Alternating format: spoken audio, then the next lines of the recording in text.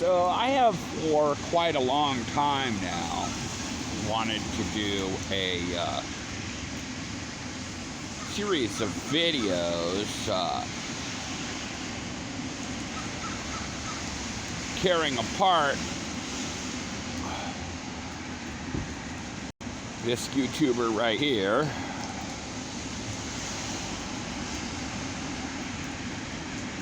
Named Chris Shelton, tearing him a new asshole, intellectually speaking. Which I think I can do easily. So I want to mention a couple of other projects I have wanted to be. Oh yeah, after I get done with Chris Shelton, which is a huge project, I want to go to Andy Nolch and do the same thing for him.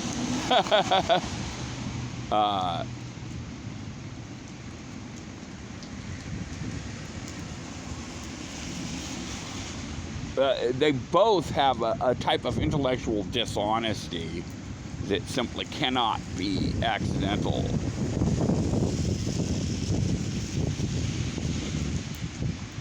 Chris Shelton is a anti-Scientologist. Went through the Sea Org.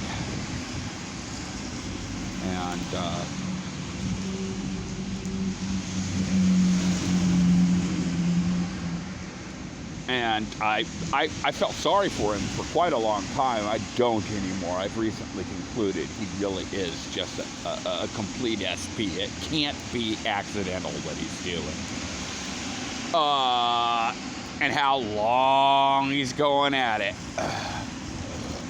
And I think I can show that. I think I can show you my point of view on him, and I think I can show you how easy it is to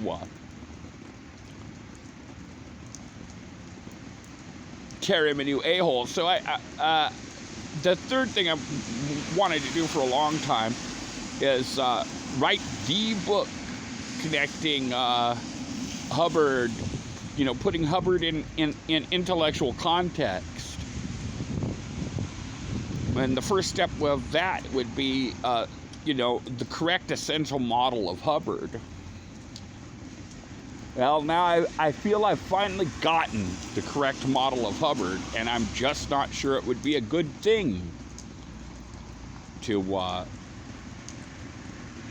tell the world completely everything I think I know about who he was and what he was doing.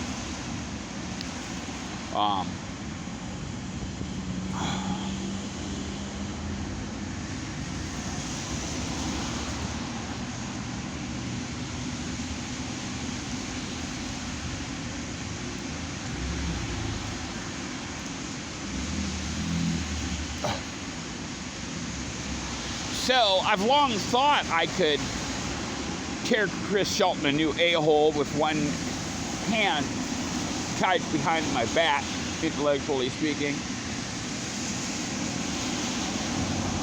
But now I'm in a position where I'm probably going to have to. I will try to say as much as possible and more than others without saying too much, which will mean I might have to do something I don't like to do, walk on eggshells a bit.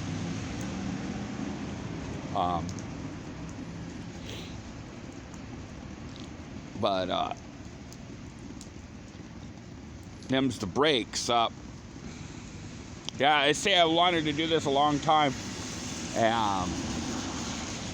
And just recently I've become more interested in it, and then I just didn't do it because I couldn't figure out how. Okay, because if I went over to home over here instead of on videos, he's got everything all categorized. You can't find out what his earliest to latest, what his chronology is.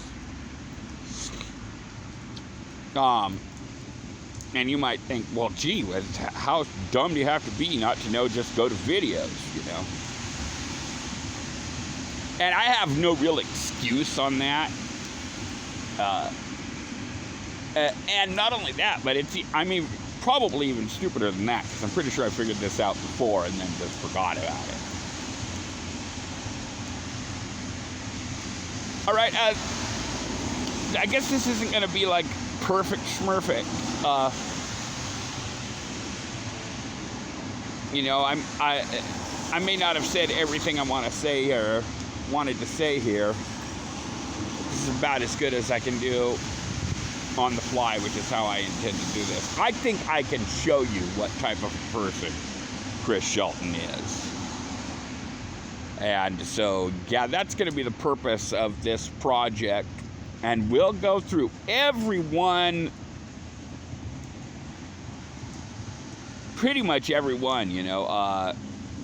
And yet there'll probably be plenty of them that I just consider just pretty much irrelevant. Because he goes into other cults and stuff. And yet that's not an automatic dismissal thing. And he does his critical Q&A. Which, you know, it all depends, you know. So I'll probably be watching every one of the videos. Okay, so I've watched this first video and this second video. I've probably at some time watched the third video. And that's what we're going to be doing for the first video, by the way. I've probably at some time watched this third video. But I'm thinking, since it's his first video proper, it's probably going to be quite relevant, okay? But in general, I think what I'm going to do most of the time is I'll watch the video first and decide whether it's relevant or whether I think I can do anything major with it. And I want to say, you know, in a way, I just find the guy annoying because I kind of...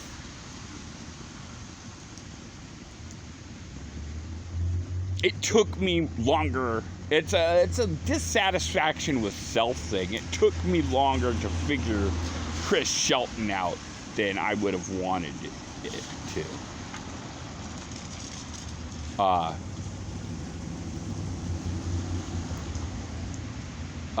And I think I can show you how deeply uncool the guy is.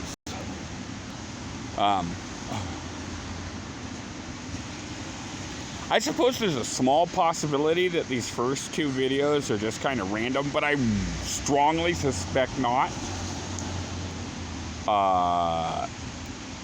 No, I'm almost dead certain that these first two videos are absolutely planned as being the setup for his channel.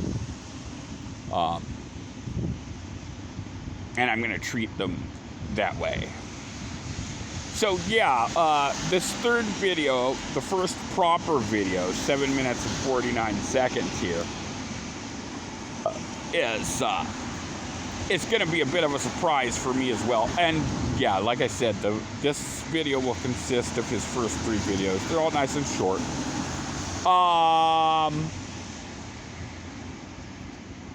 Let's see. Yeah, so this first video,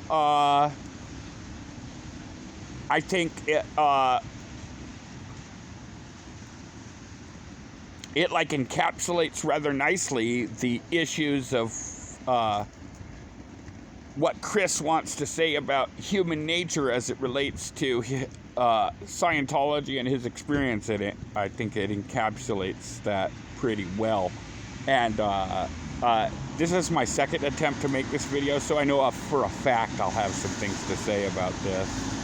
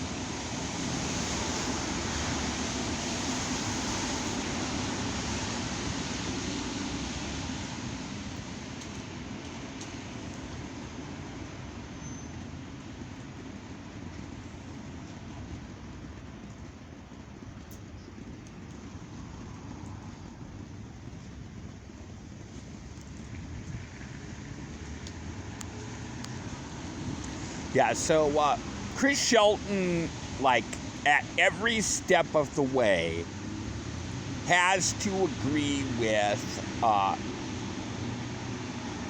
dogmatic materialist scientism. You know, he's painted himself into that particular corner, and he will never find a way out. And probably doesn't want to, but wow, if he doesn't know, as I think you'll see in some of the future videos,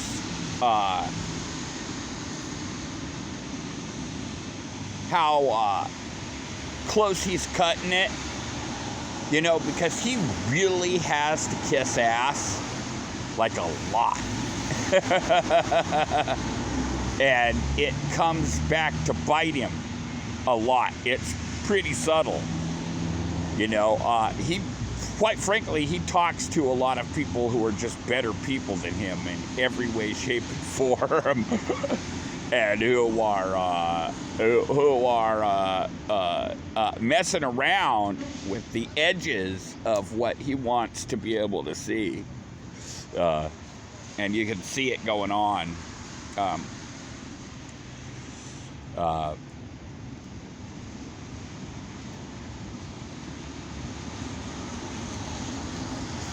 Yeah, I'm having a hard time paying attention to this film, but at any rate, film clip, but at any rate.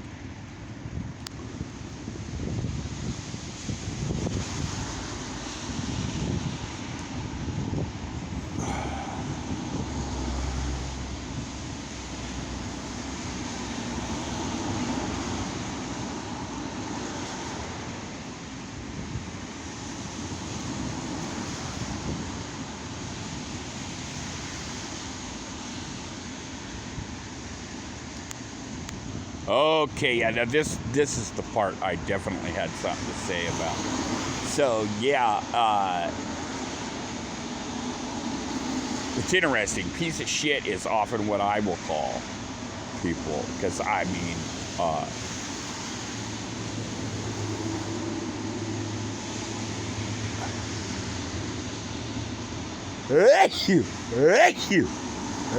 it's interesting to note.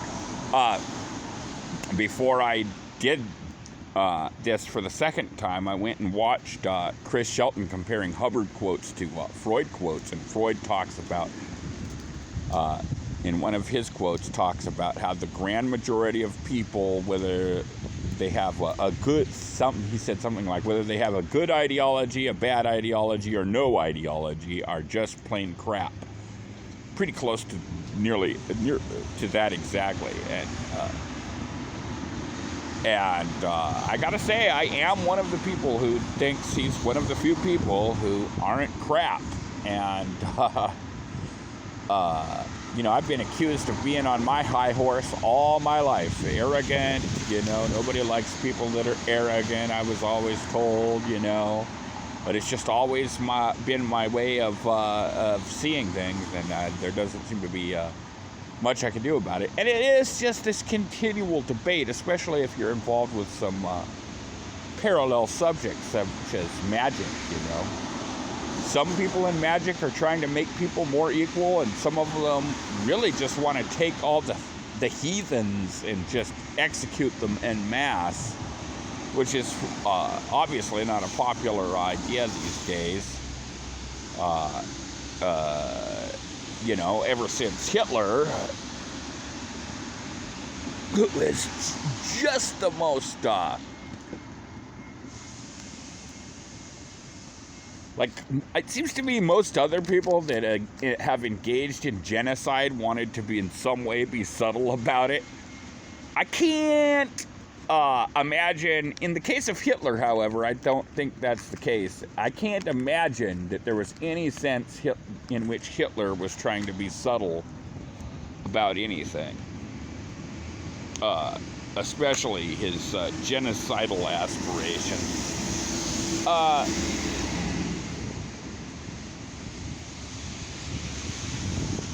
And it really is true that there is an intellectual component of our society that does not want you to see, like, and this is the big frickin' thing, man. Some people don't want you to, like, look with your own eyes and see. And this is one of my main points in life. And Hubbard talks about these people. And his terminology is anchor points. There are some people who are really into making your anchor points smaller. That is, it literally comes down to, like, the distance. You can look and feel that the space is in some way yours.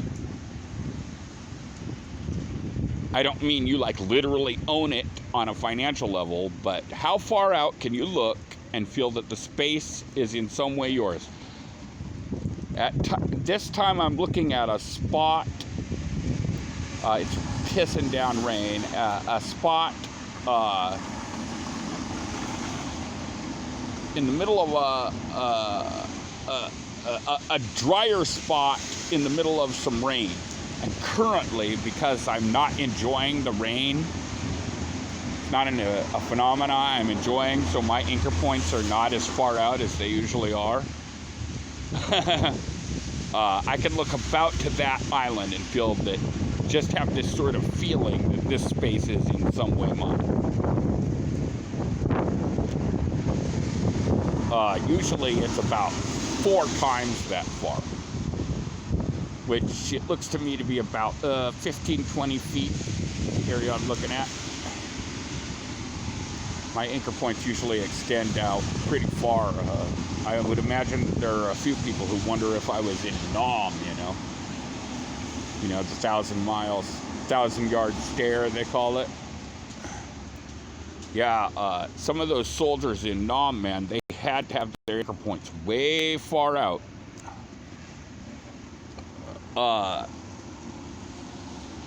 You know, to always be paying attention to an attack, especially in the style of that war. Like, I think it was maybe Hamburger Hill,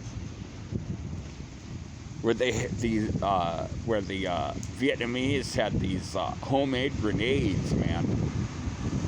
And they can be pretty far away from you, and they don't look like you know, a professionally manufactured grenade. They look like sticks, you know. And distance from which they could throw one of those babies and hurt the troops, you know. At any rate, actually, so far I'm not doing all that well. I am kind of rambling. But yeah, so, you know, it's interesting that the piece of shit is one of the exact terms I tend to use. Probably from prison culture, jail culture, that I've had some involvement with. And this really is a very central debate. Did Hubbard, quote, have special eyes, end of quote? He did, in my opinion. And I think I will eventually be able to show that as we go through this series. Hubbard really was all that and a bag of chips like he thought he was. On some of the occasions in which he said, which you could call his whole Dianetic and Scientology career, saying he was all that and a bag of chips, or maybe even his whole life, saying he was all that and a bag of chips. Some of the time when he claimed he was all that and a bag of chips, he was all that and a bag of chips in a different way than he was saying directly. But I don't think that can be avoided. And you know, this is a point I definitely wanted to make just right from the get-go. In a way, I have no problem with Chris Shelton, man. Hey, man, if you're one of the things Chris Shelton, one of the major themes of his entire channel is, boy, that Hubbard, he just makes the boldest claims.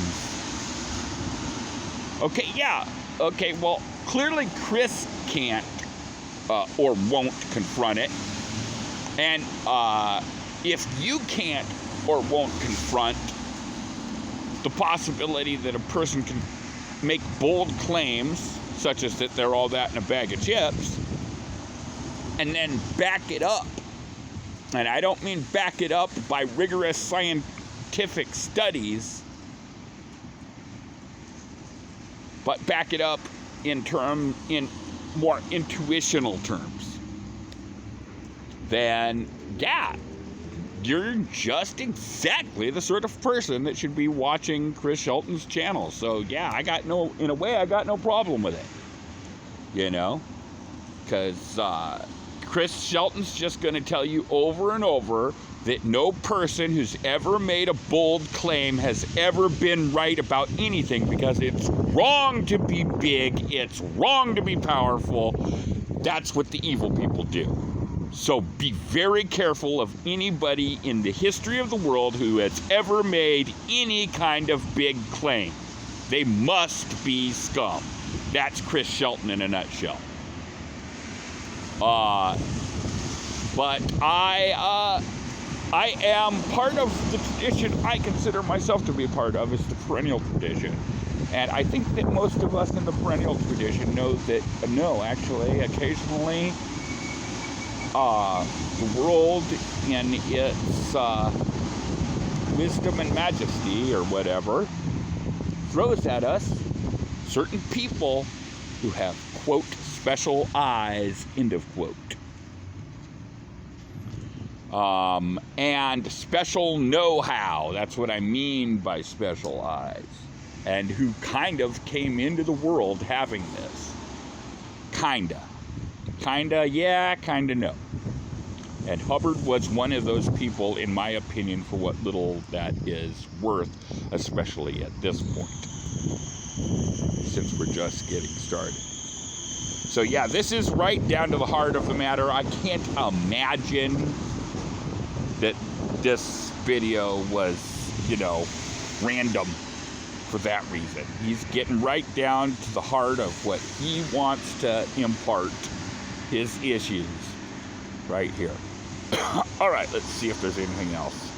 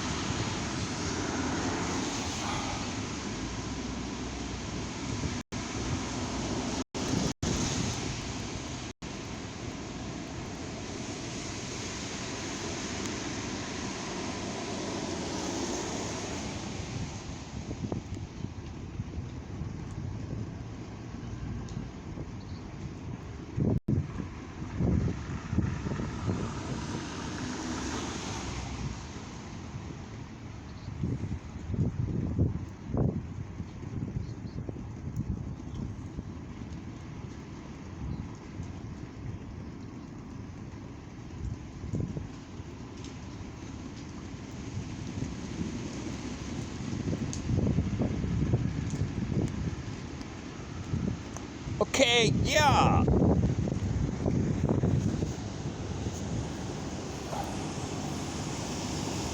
Well, the audacity of hope.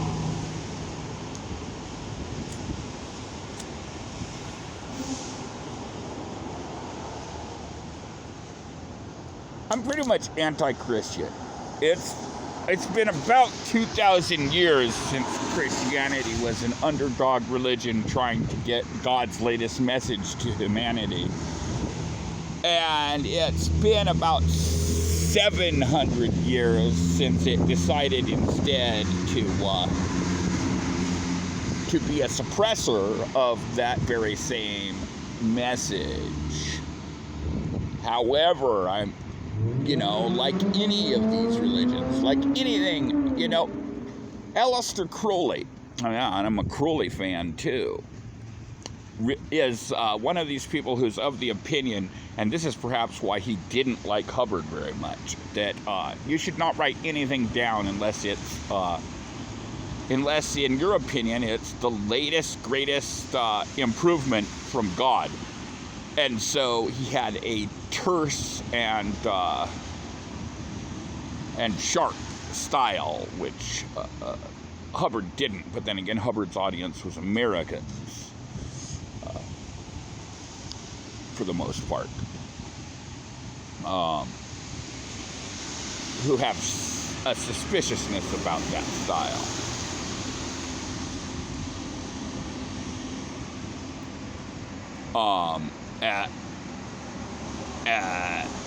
And conversely,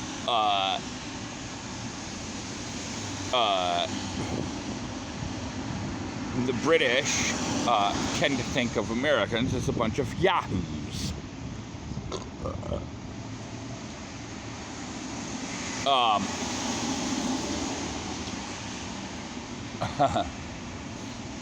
But at any rate, yeah. So I don't dismiss either Christianity or Hubbard for saying things that seem to violate every law in the universe, from where I'm at, from where I've become, to just to get through the day.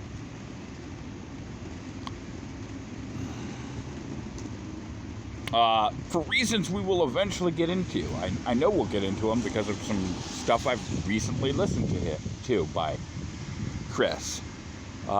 These will be more appropriate reasons to get into why that is. These will be better times to do that. But for now, I'm just gonna say that I really can't do much in these early stages here. But yeah, that's another one that I'm sure gets right down to the heart of the matter in terms of Chris Shelton, what Chris Shelton wants to try to do. But be not so naive that you do not recognize, if not now, but soon, that Chris Shelton wants to take on an anti-naive stance that is stereotypical. You know, like in any movement, there's the people who really think the thing, and then there's the posers. Chris Shelton is a poser.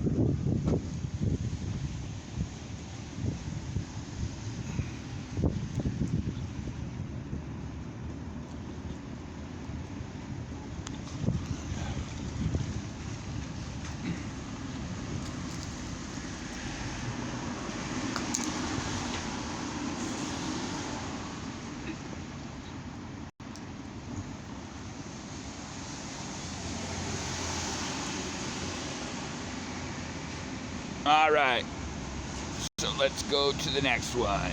And the next one is an anti-Scientology song, you know?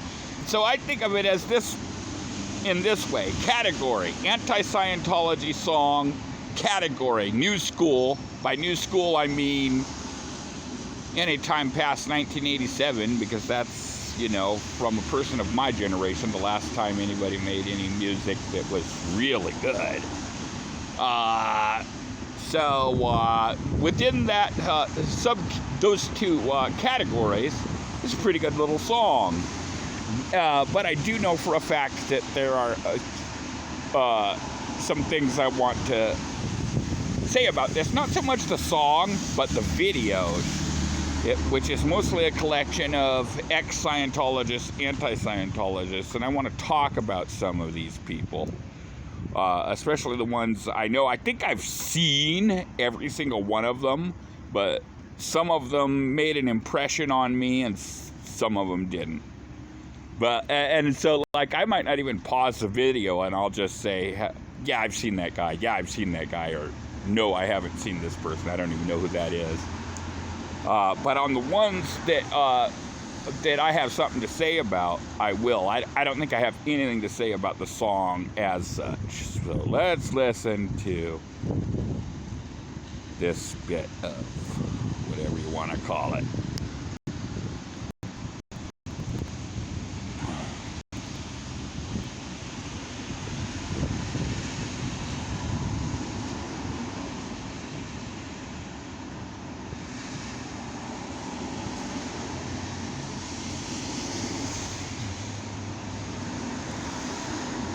Marty Ratburn is not really an ex-Scientologist. He's just doing his thing. I'm part of what's known as the Free Zone or Independent Scientology movement.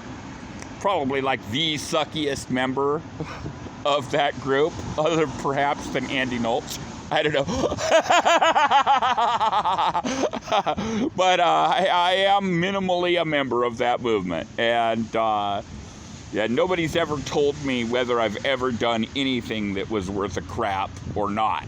Oh, no, I take that back. There's one thing I did, which was a notation on a section of a book by a fellow called The Pilot that I got told was good work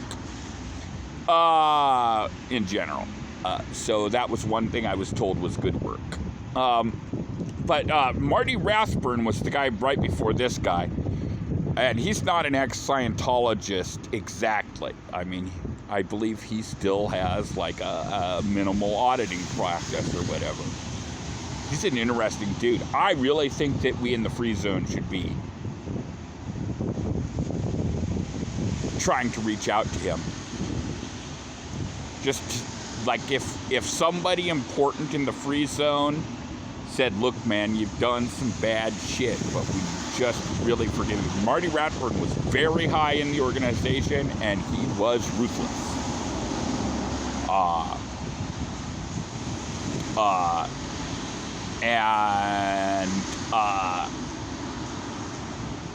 I mean, I basically think his way of being, what Hubbard would call beingness, is, look, I'm a tough guy, I've done some bad things, but I'm basically decent. And wow, you know, I think we should, I think there's somebody worth saving there. And so this goes out to anybody willing to, you know, think about the best way to do that. I don't think I've ever seen this person right here. Don't think I've seen this guy. I've seen her. I don't really know who she is. I've seen this guy. Okay, yeah, hold it. That last gal right there, Tori, what's her F? Oh, what a living sack of crap she is, man. No, she's not doing anything valuable for anything. She's being like a little New York socialite, the depth of whose character is that she likes to go out to stores and in the malls and buy things. She thinks she's exposing the truth, but that's the real type of person and level of being that gal is. Let's see what this says. Scientologist speaks out in the New Yorker. All the news that fits. You know, and she's like, because, like, you know, she's below my attention. Shelton is just barely up to my attention, and they're both in that same spot, man. They've got to sit there and trash Scientology to make a little extra ka-ching, you know, because they might have to, I don't know, go get a day job or something. I don't know what, but, you know. Yeah, she's utterly sensationalist. Oh, my God. She's more sensationalist than most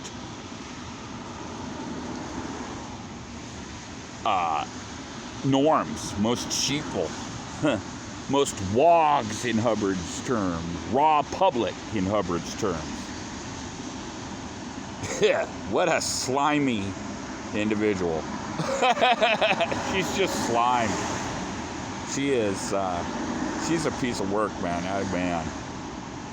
I can't believe how much time I spent on her, actually. I hadn't discovered Shelton yet. But yeah, you know, you want to give people a chance, you know, you want to go, you know, but I'm like that with a lot of stuff, man. I remember one time I was in a mental hospital and there was some darn supernatural show going on, and like the staff member wanted me to change the channel. You know, I think another patient wanted me to change the channel. And the staff, and I said, and I think it was my turn to control the channel, but the dude was like, yeah, but why don't you change it? It sucks, you know? And I'm like, yeah, but you know, I like the subject matter, and maybe they'll stop being like they're being. And he's like, yeah, but man, you know they're not. Look at the show. And I had to admit he was right. So I tend to give people more of a chance than they deserve, because they're just going to keep it on up exactly the way they're going. You know, I hope for better, but most of the time I don't get it. Most people don't want to surprise you at all. Most entertainment doesn't want to surprise you at all. Yeah, I had to admit it was right, and I changed the channel. That's how that story ends.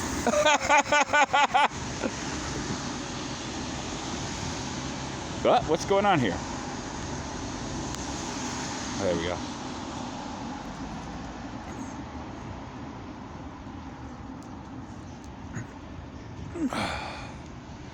That's Marty Ratburn again. Operation Snow White. Okay, yeah, you know, again, hey, Chris Shelton, he's perfect, man. If you're the sort of person that thinks that if anybody ever does anything to any branch of the government who's a part of a religion and does something to a government office, no matter if everybody worth talking about knows that particular government office is a bunch of frickin' scumbags that are ruining the planet. You understand?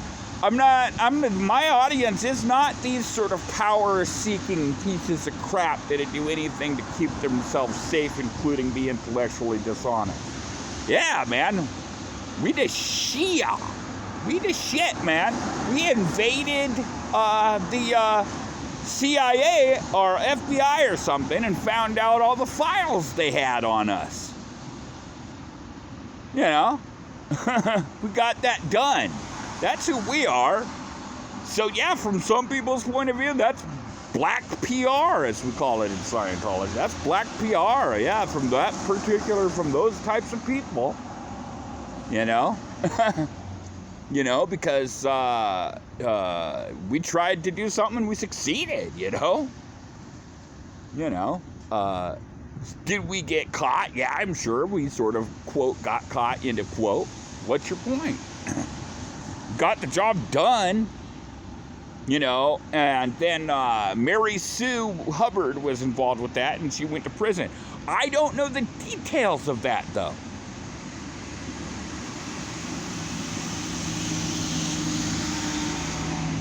You know? So, I would consider a key question that I don't think most people would even think to ask is, what type of prisoner was Mary Sue? And, like, if Mary Sue Hubbard was the type of person I think she was, I bet she was a model prisoner. And that she fucking did her time like a champ. You know? I don't know the full story on that.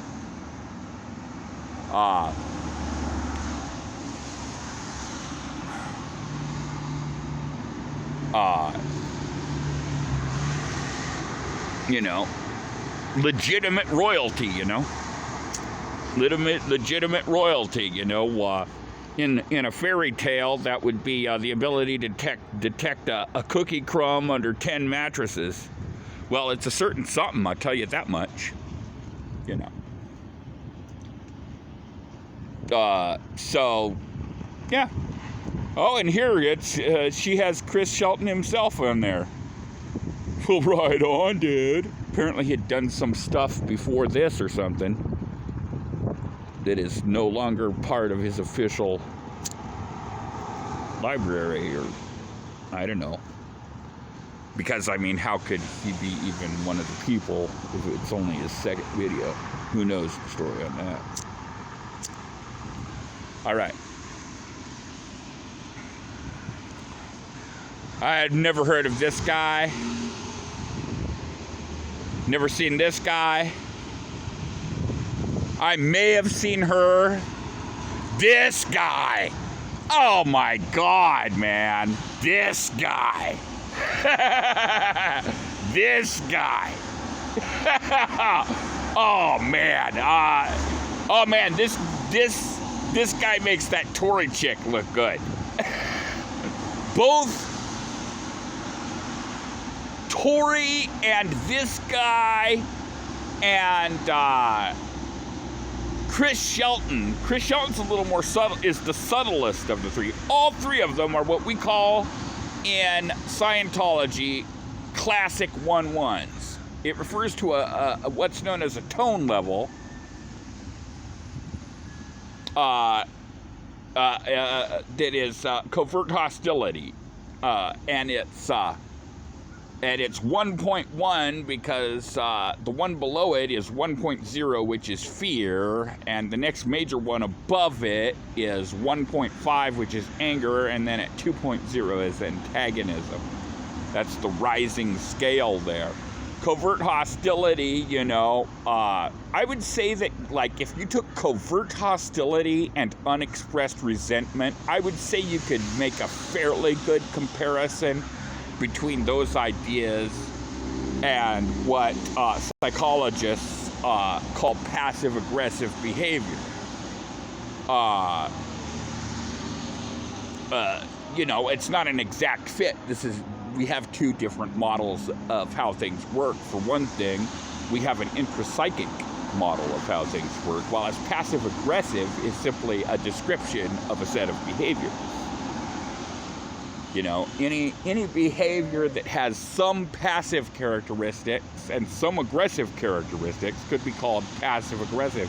And then look at the way some people, like, you know, use aggressive or aggressor as a buzzword. It's an automatically bad term. Any behavior that is aggressive must be bad.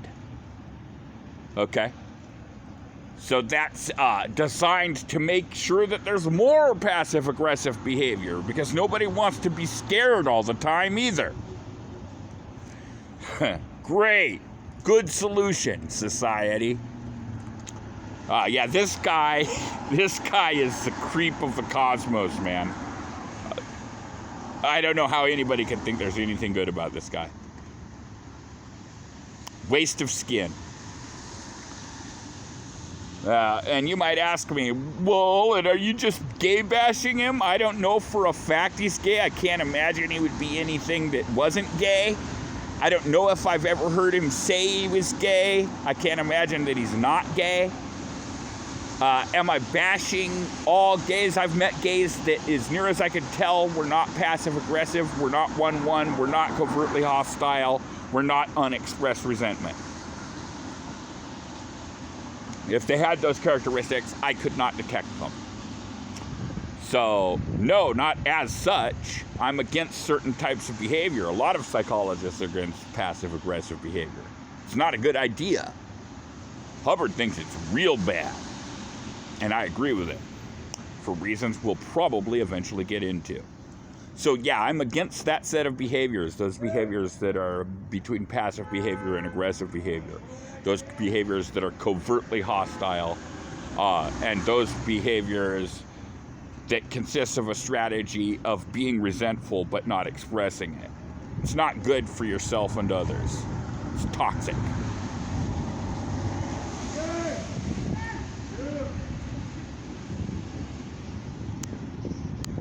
Yeah, okay, yeah, Anonymous. Look at this.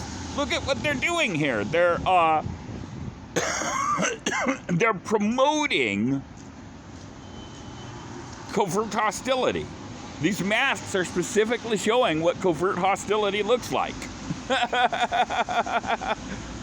You know, they're promoting passive aggressiveness. I think they might do some good work and might be needed in some directions, but I believe they're entirely misguided when it comes to Scientology.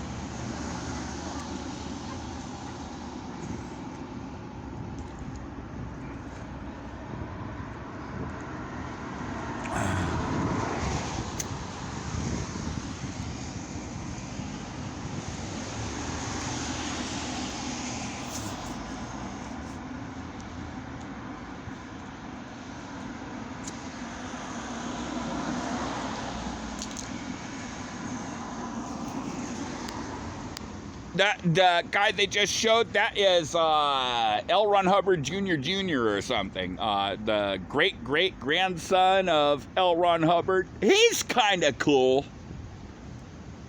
He's kind of cool for, you know, what he is and what he thinks, you know. He's not pure scum, you know. Related to Hubbard. I don't think he's pure scum in the way that that, you know, the three people I've basically just told you are pure scum are. I don't know of this guy. Not familiar with this guy. Not familiar with this gal. Yeah, that might have been Tom Cruise there. I don't know. What do I think of Tom Cruise? I saw one interview with him that was so beautiful, man. That's all I can say about him. I think he's an okay actor. I don't think he's all that, you know, he doesn't, you know. He's a very successful actor.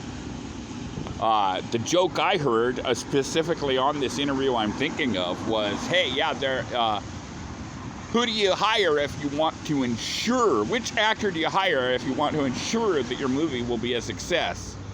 And the answer is 3 people. Tom Cruise, and Tom Cruise. So, yeah, I don't have anything against him. I think he's pretty good. That's about all, though.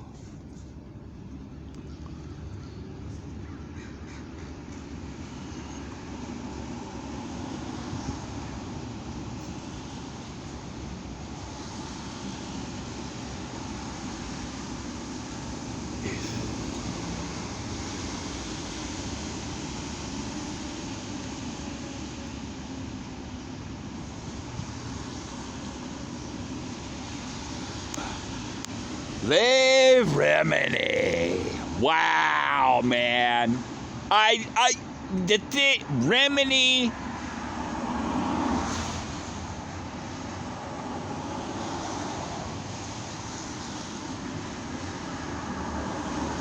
Her tone level is resentment.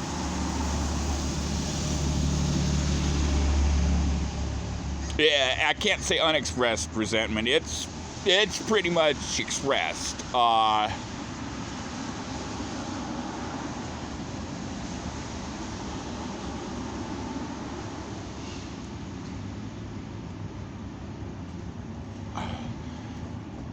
But you see, Leigh Remini doesn't want to know the truth. Leigh Remini just wants to expose the church. You see. And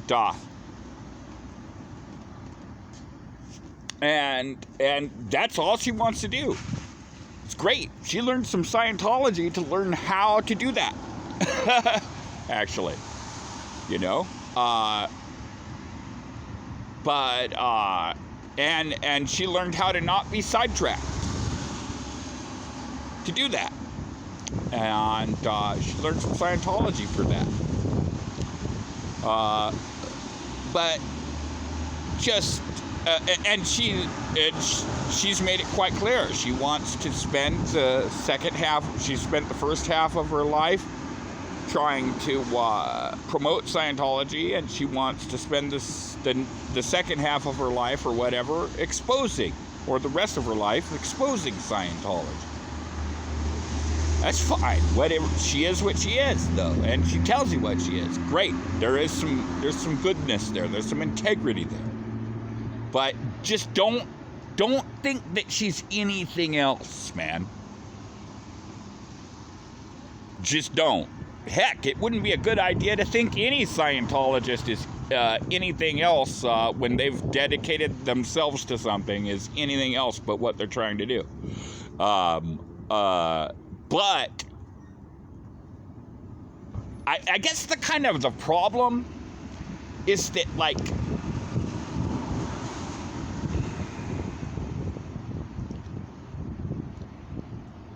to expose the church, you kind of have to set yourself up as a truth seeker. And there's no way she's not a truth seeker, and there's no way she can pull that off as an act. You got it? You see what I'm saying? She's mostly just being stubborn, doing her thing, and she hooks it up. And she knows that there's a certain younger generation feminist segment of the society that's gonna see her as just the cat's meow. But she just is what she is. She's doing what she's doing, and she's doing it with Scientology. And I don't think she cares about the truth whatsoever. She cares about the truth in terms of what she can get people to say about how much Scientology sucks. Period.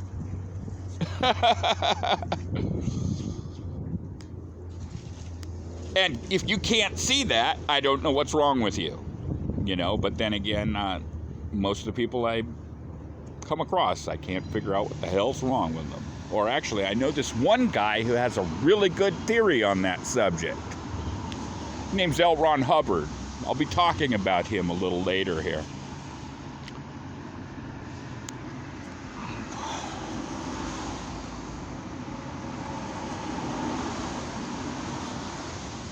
I think I've seen her. There's Ratburn again. Not sure who that was.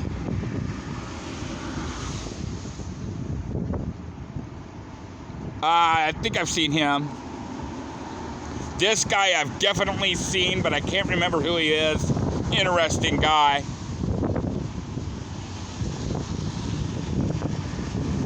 I think I might have seen her. Definitely seen her. Think I've seen that guy. Pretty darn positive I've seen her. Pretty darn positive I've seen her. Fairly certain I've seen her. Not sure if I've seen that guy. I love Rathburn, personally. I think he's the shit.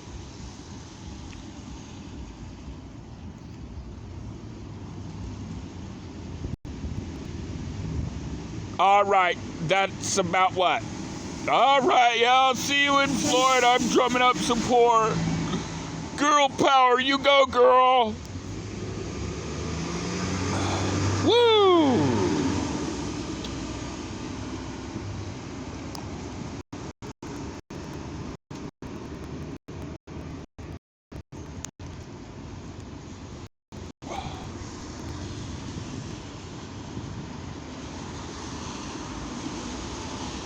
Try to get this to the beginning here. Piece of crap. Here, let's try this. Come on now, damn it! There we go.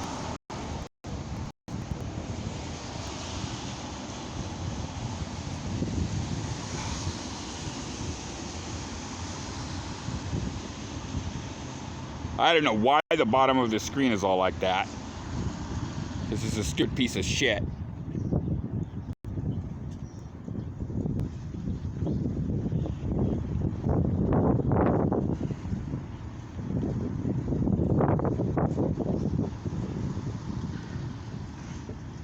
are you today?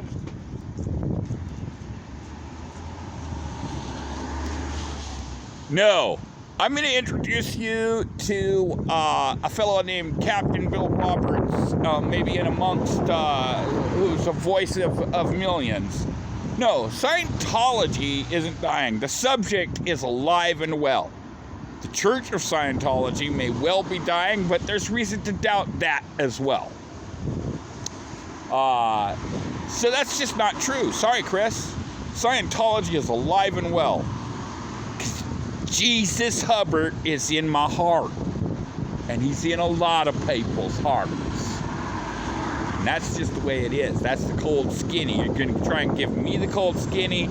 That's my cold skinny to you, Chris. Scientology's doing alive and well because Jesus Hubbard is in my heart. Okay?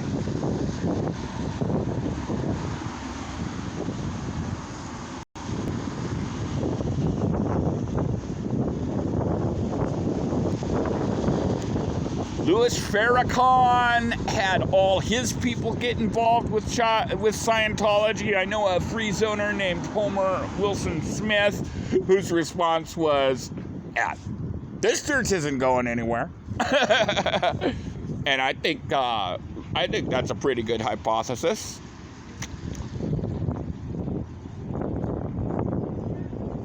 I'm looking at some of the stuff that the Citizens Commission on Human Rights is doing lately. It looks pretty good to me. Yeah, there's reason to believe that the church will survive. I'm not sure that's a good thing. I'm not absolutely positive that's a good thing. But there's reason to believe that. So you're just talking out your behind there, Chris.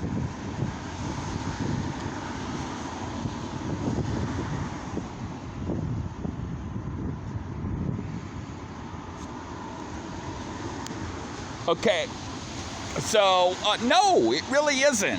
And that may be the sad thing about it.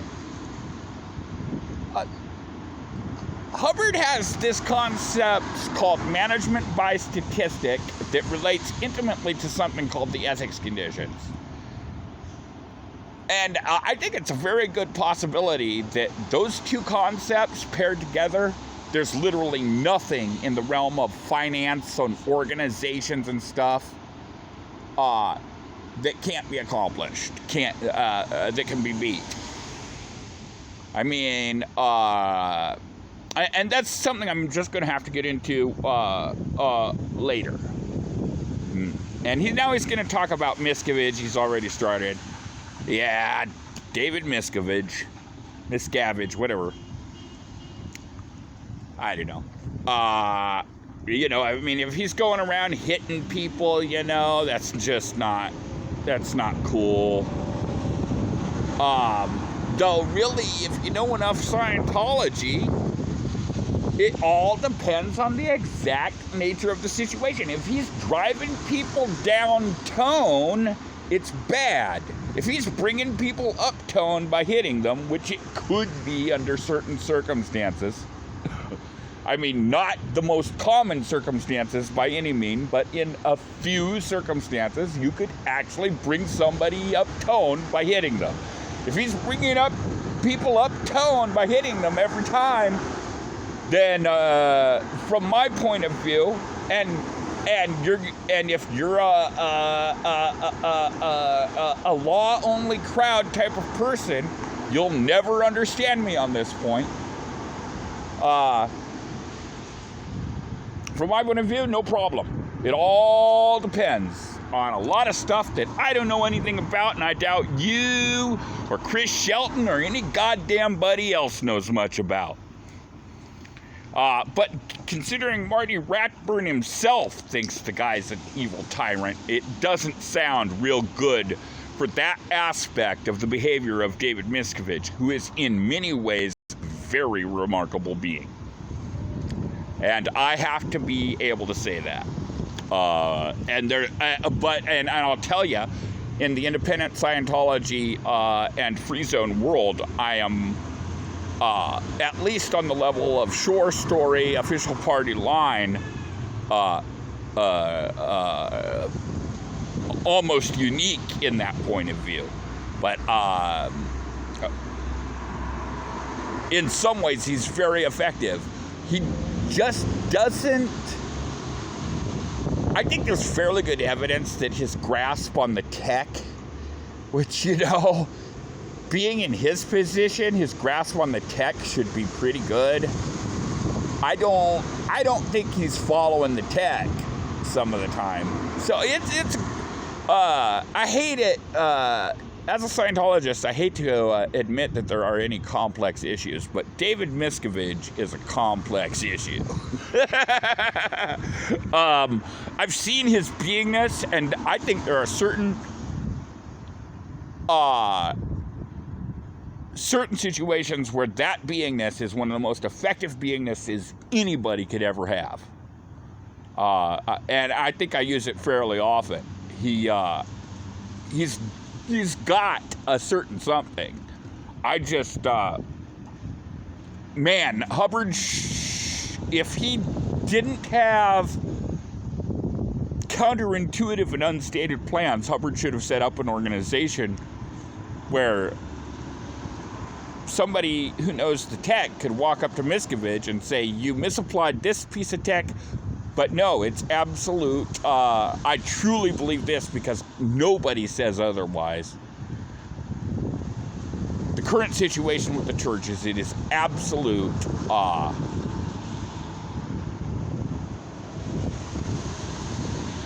autocratic control. Miscavige at the top of the pyramid. Miscavige at the top of David Miscavige at the top of the pyramid.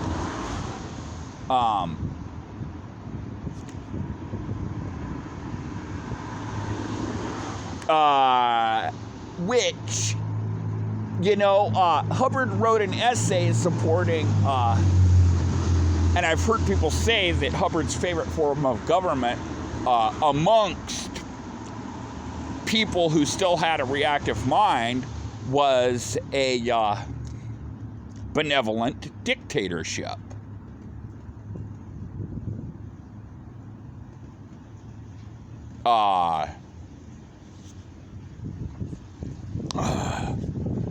And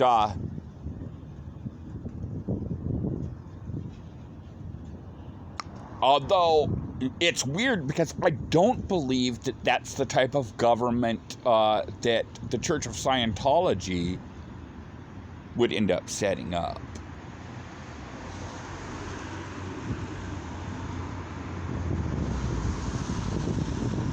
I really don't.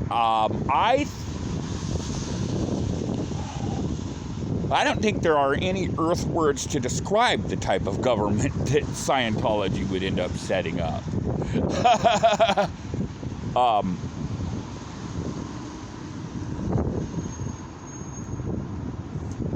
And I'm going to go into, some of my own stuff, my own opinion here. Okay.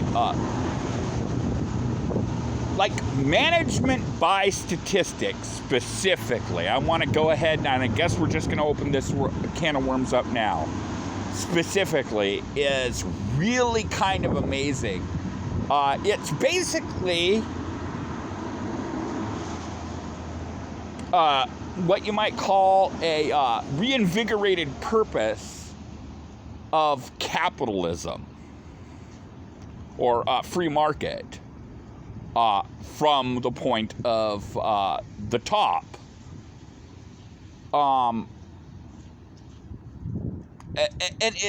The basic concept is this. The concept is, just like we're doing, except for this. And again, I'm giving my take on it. Okay, just like all these Earth societies that are not communistic and are doing, except for this. You always reward an up statistic, a statistic that has gone up. You always punish a statistic that has gone down. You never fail to reward a statistic that is going up. You never fail to punish a statistic that is going down. And when you pair that with one of the ethics conditions, the condition of danger,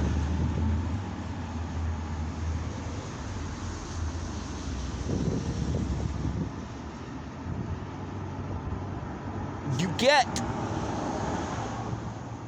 what an executive is, no matter what they've screwed their heads up with. What they are evolutionary is like the forefront of evolution.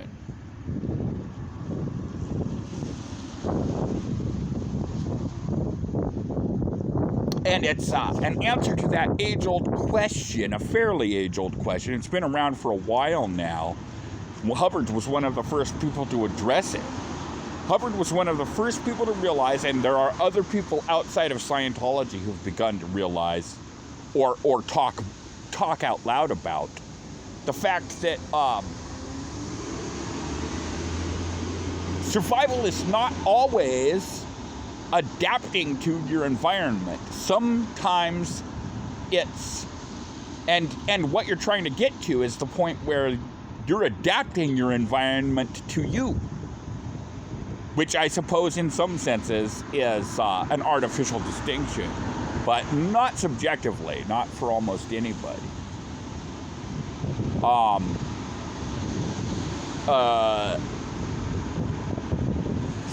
And at any rate, anybody who's gotten to that point that I've come across, I've only recently come across other people than Hubbard who have recognized this, but they basically come to the point where, hey man, that's a real crux question. When do you adopt to your environment, and when do you adopt your environment to you? And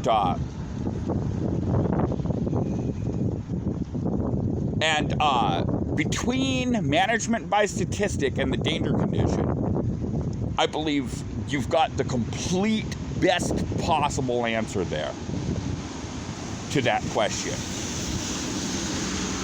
And you may be all like, well, at this point, you may be all like, well, what? Like, man, what possible allegiance would you have to an executive, especially a loser like you? Well, a couple of things on that. This generation, you've been lied to about what an executive is, man. I made the mistake of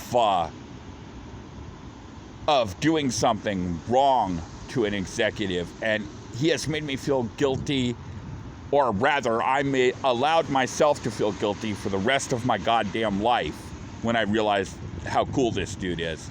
I ran across this executive walking down the street. I live in Portland, Oregon, man. We have this huge meme that's been going on for decades. Anti-yuppie, anti-yuppie. Yuppies are the worst thing ever. Which I don't fully believe in, but I'm in Portland. It's this place where we believe that concept, okay? And I was in a piss poor mood, and I spit in the face of an old executive dude. I'm pretty sure I met the same guy years later. And I just listened to the way he was talking. He never did anything, he just wiped the spit off his face. There were no consequences to that action, except that I felt like a piece of shit, especially years later, when I'm pretty sure I ran into the same guy, and this shit was swaving to boner. This guy was swaving to boner, man. He was suave and debonair as they come. He was a literal sophisticate, not a faking it sophisticate, man. Yeah.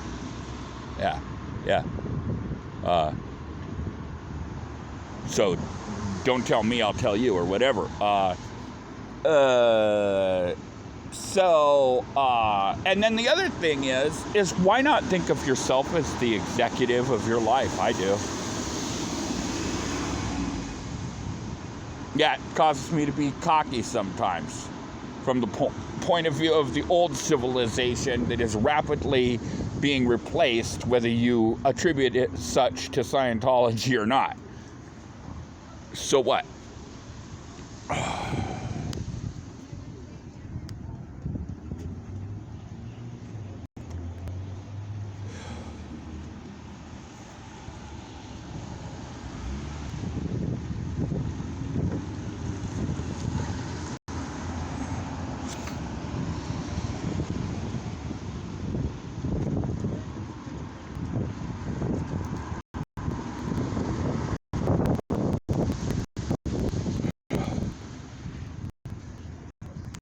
Yeah, I gotta say, I think he's right about this, and this is gonna come to bite him. And there's a lot of truth to some of those people who say that Look, I guess what I'm trying to say is that the Scientologist that Miscavige is pretending to be is a very effective being and a very effective Scientologist.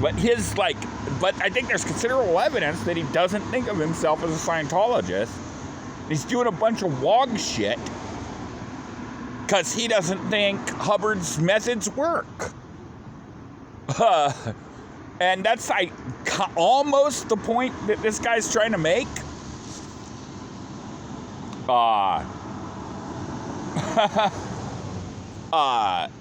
That's almost the point he's trying to make. Except that his trip is he doesn't want you to be able to look.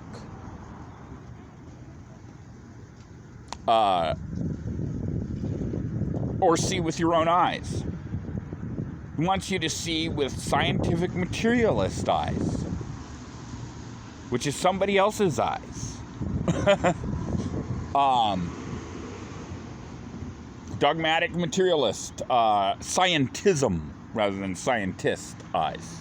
Well, what is science? Science is a method of discovering things. All this stuff about, the importance of the double blind, the huge, vastly expensive, carefully controlled tests. That's an extremely conservative way of doing science. Please don't confuse an extremely conservative way of doing science because of the number of cretins in the world with the subject called science and how you do it.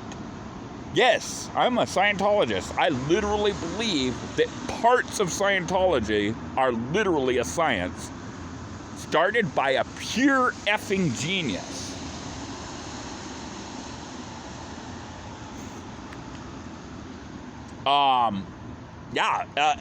As long as there are absolute cretins in the world, we will need this conservative way of doing science. But if it's important to you to create a new civilization, there's no way in hell you can accomplish it with the type of science that we are calling science. This conservative way of doing science. Can't be done that way. Can't get there from here.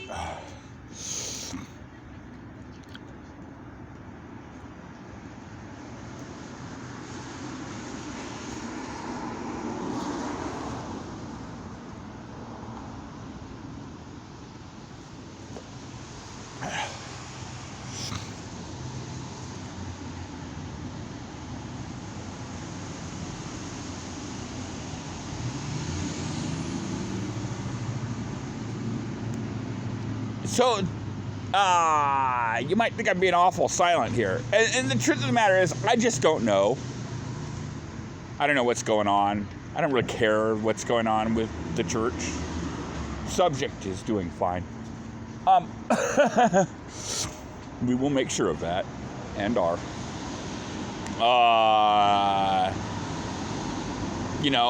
Falsifying statistics is absolutely against Hubbard's policy. I wouldn't be surprised. I really wouldn't be surprised at a few things in relationship to lies about the Church of Scientology. We have been challenging things. We've been fighting the system like a true modern day Robin Hood since day one, man. So I don't know. I don't care. I have no opinion. That's why I haven't said anything.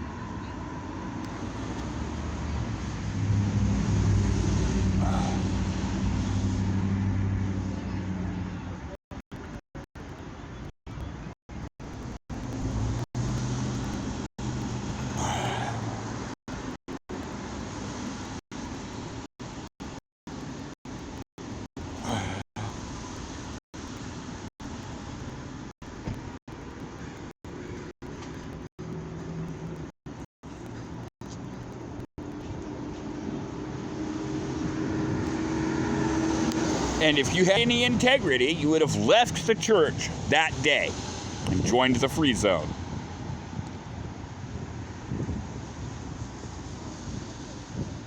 Period.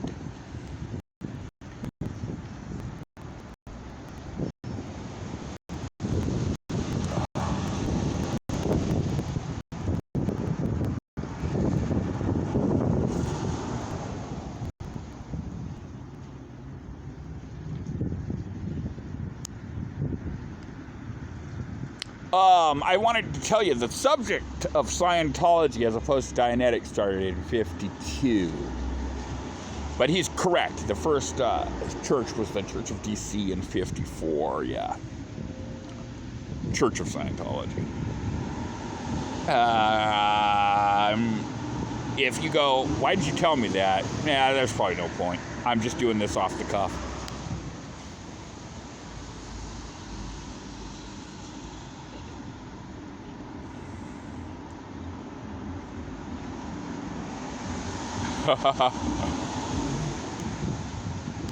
Which could be a good thing.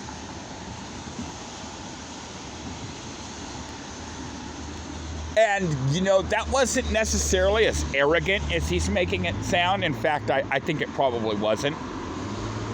If Hubbard told the janitor how to do things, it wasn't so much to say, man, I'm so hot, I know all about janitor shit. It was more his attitude about posts that would be at issue here, which is that you do a post, and then when you get done with your post, you do a write-up of how to do your post correctly. So if Hubbard had something to say on how janitors should do their crap, it was probably based on some janitor moving up in the world from janitor who had done what we call in Scientology a hat write-up. Like all the interesting things he's discovered about how to do his job while doing his job. But, Chris, look, it's alarming. You can see on his face, it's so alarming. How do these people get away with this shit?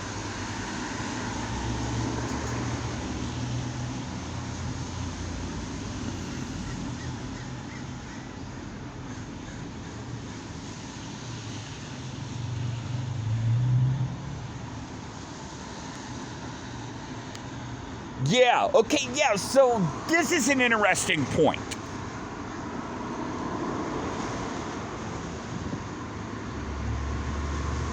And this gets right down to the heart of it.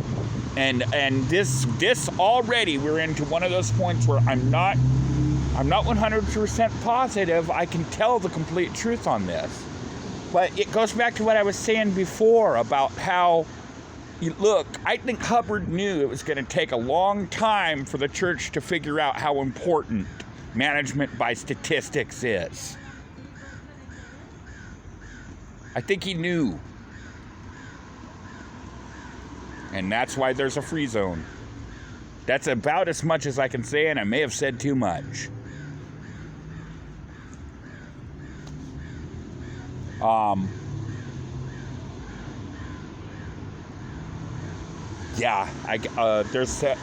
There's a particular piece of information I have that I'm protecting because I just don't have certainty that I'd be doing a good thing by telling what I think I know yet. I'm sorry.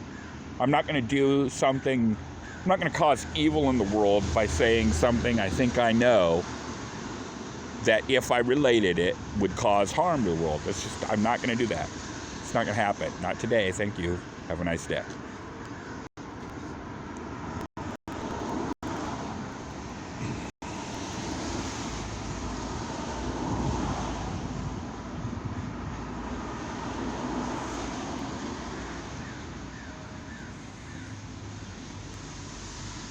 Even if you were right, Chris Shelton, and you're not,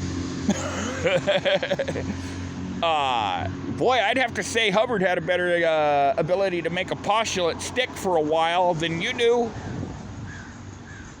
At best, you'd be sitting there laughing at somebody as they're dying.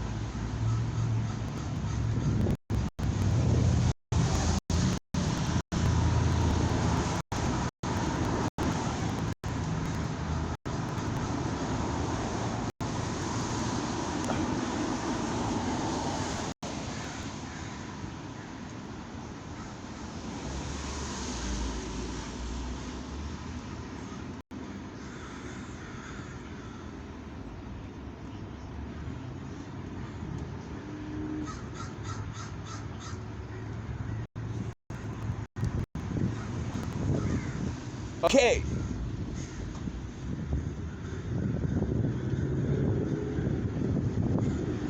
I'm not sure how to address this. Okay. The real problem with attacking critics as it is practiced in Scientology, the main problem is the number of people who do not have certainty about who their enemies are and who they are. And they send these people out to go and make trouble like an earthling. And so they just, they take all the earthling stuff they know about how to be obnoxious scum and apply that with no certainty about their own group and no certainty about the group they are enemies of. That's how I see it.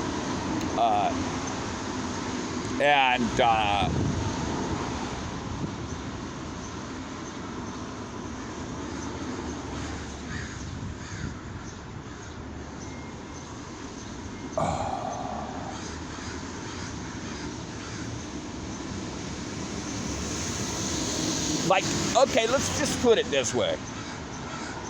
Shelton's never gonna admit the degree to which Hubbard was right. Like, really, it is kind of amazing the sort of criminal mindedness of a significant portion of Scientology's critics. And I'm just going to leave it at that. I'm going to have to take a one hand tied behind my back attitude on this.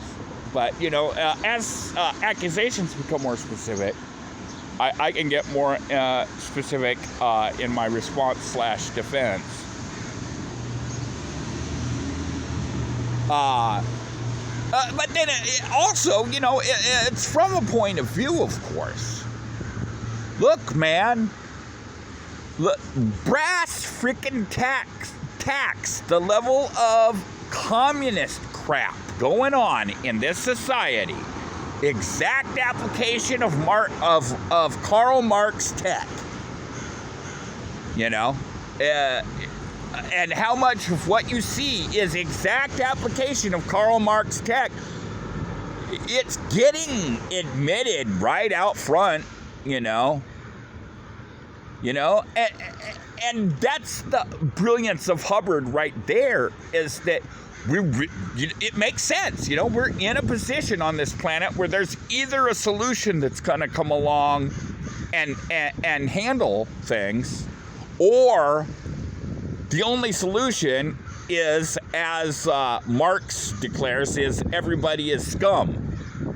Yeah, that's right. Karl Marx basically thinks everybody is scum. Nobody could possibly have higher aims than your average waker. There's never gonna be anybody clean at the top. Even after communism, there won't be anybody clean at the top. It's part of the nihilistic trend that was part of the think of the 19th century, the 1800s, you know. You know, and so it really comes down to this, man. Did Hubbard come along with the answer to the predicament we're in? I think he did. And I see signs that this planet is going clear. One statistic that continues to approach and continues to be part of life is that there's still life. We're still here. We invented the bomb in 1942 or something. And that bomb became powerful enough to destroy the world 5 times, I believe, sometime in the early 60s. We're still here, man. Now, am I saying it's all Scientology or all Hubbard or all Miscavige? No!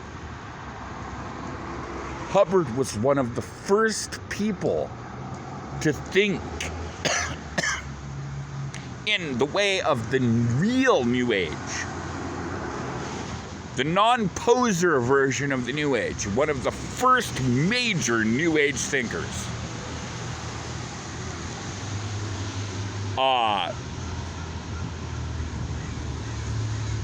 And that's all I'm going to say for now. This will come up again, I'm sure of that.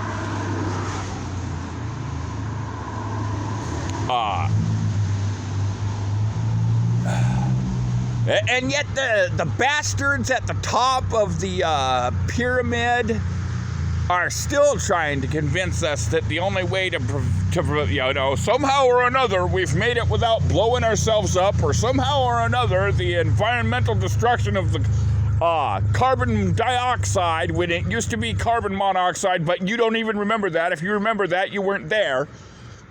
The carbon dioxide in the air,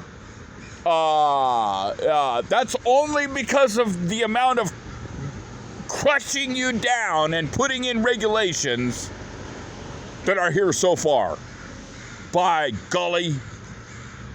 You know? And then the politicians are in this situation where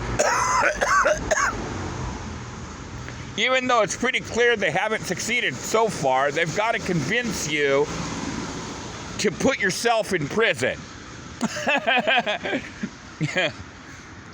So, you know, it's been the way things have been. It's been pretty obvious that that's how things are for quite a while.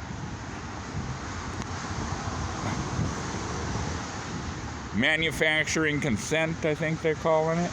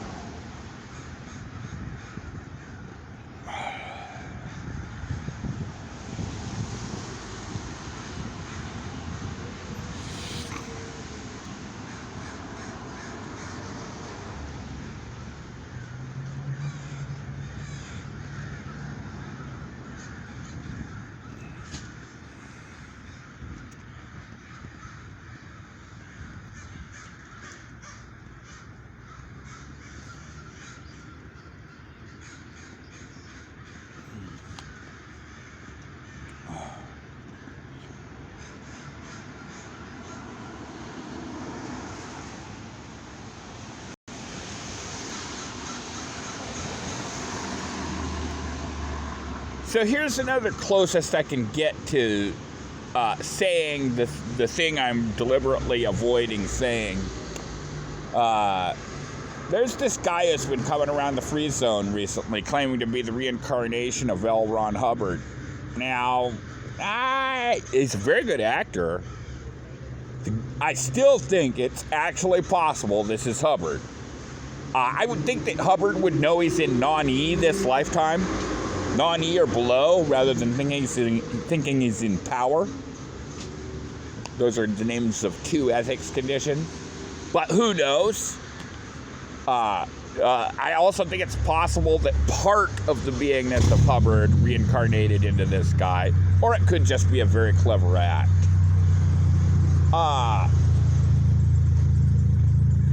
Who knows? I don't know. But one thing he did say that I'm dead sure is true. The Church of Scientology is a red herring. I'm absolutely positive that that's pretty much the case. And because I think Chris is kind of right. But then, and here's another closest I can come to say what I'm deliberately trying not to say.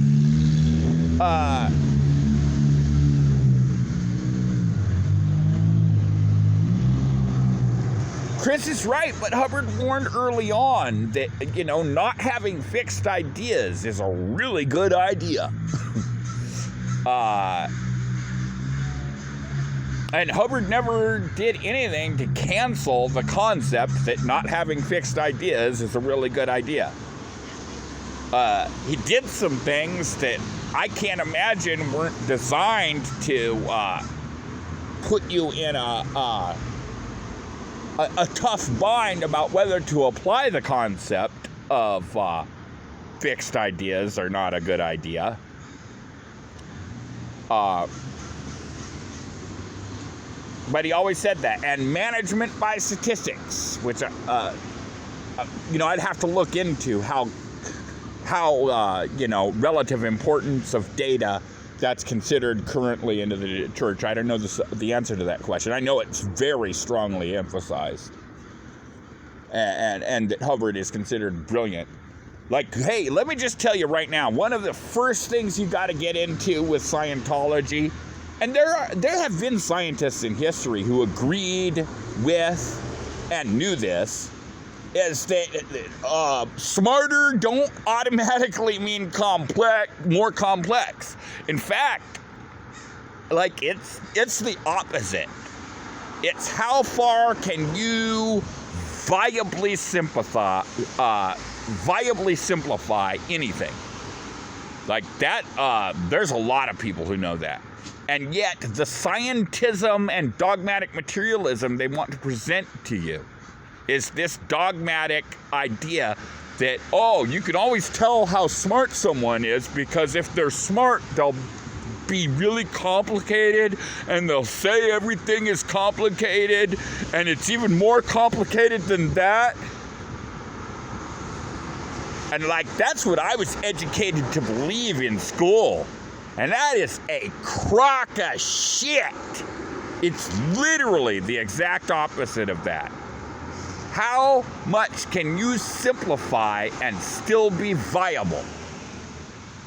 That's how geniuses think. That's how engineers think. That's how philosophers that are really good think. That's how science, that's how real smart people think. If they have complex problems, like they've long ago simplified your problem to where they could handle it.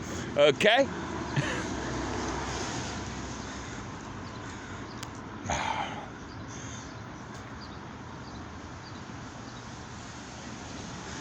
All right, hey man, that's been real. That's been fun. We're done.